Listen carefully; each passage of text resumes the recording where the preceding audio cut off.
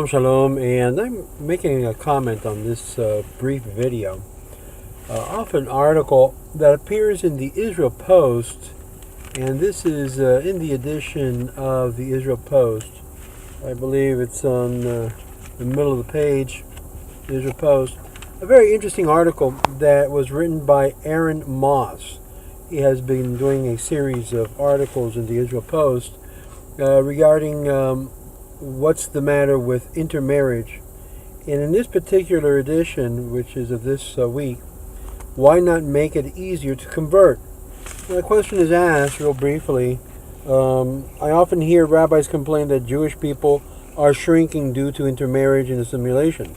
But it is you rabbis who are the major obstacles to Judaism growing. If you would make conversion a bit easier, many more non-Jews will join us. Why do you stubbornly insist on a long and difficult conversion process when you are closing the doors to many potential converts? Well, in essence, he's going to reply to this question, and I find the answer to the question that he presents completely ludicrous. Not only ludicrous, but against historical proof as to the length and time and the levels of easiness, or you would rather say commonality, common sense, according to the Shulchan Aruch. But let me just respond to his answer, or better yet, let me read you his answer.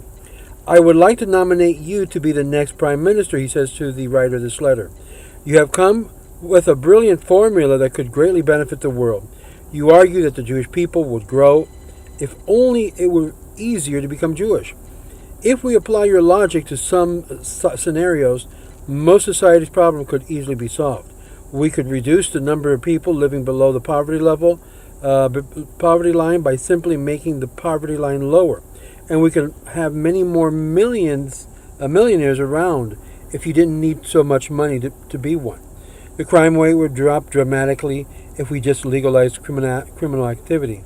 And if we drop the average life expectancy, people would live so much longer. Either Judaism is truth or it is not. If it's truth, then truth can't be saved by diluting it. And if it isn't, why bother saving it at all? The road to conversion is a challenging one, and I have seen hard work, sincere converts put in to become Jewish. They inspire me, and I'm proud to know them, and I have seen the sad consequences of quickie conversions too.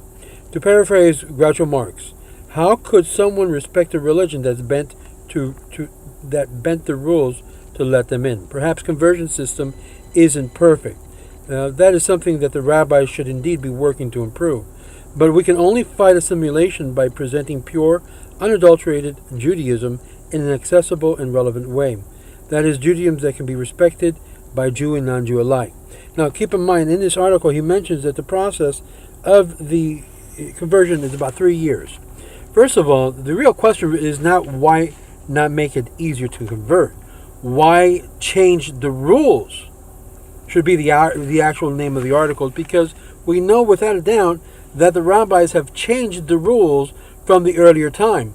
What used to take about a month in the conversion process, as indicated in the parsha that we read last week of regarding Yafat Toar, that in fact it wouldn't last more than 30 days. And in fact, if we're looking at the issues of marriage, that's a whole new calandra or quandra of issues altogether. So quite honestly, this is being based on today's modern chumras that have extended and made it much more difficult, the conversion process. So I find the article that's in here really a tongue-in-cheek article, just to make people feel that now there's a higher standard, that there are much more higher rules that they now have to abide by. And when in reality, the rules are much more on a lower scale, and it was much easier back then to convert than it is today. These are my thoughts. This is Moshe Otero. Shalom, shalom.